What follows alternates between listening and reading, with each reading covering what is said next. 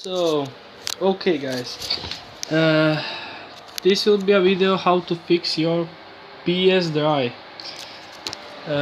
Like you can see, it shows this now.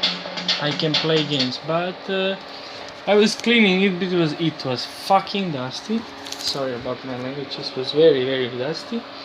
And when I touched the disc, it slightly fell. And the thing is, later it won't read.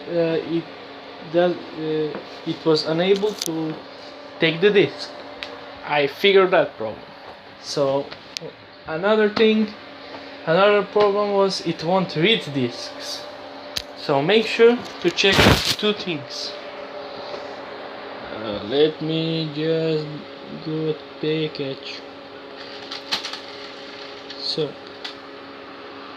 check this little piece, this round one. It has a magnet on, some kind of a magnet, and you could see when you take the power from PlayStation, you will see some silver wire. You check the both sides. One side is under the on the bottom and under some white sticker. Check that and you should be able to play. If that doesn't work, just then buy a new one. See ya.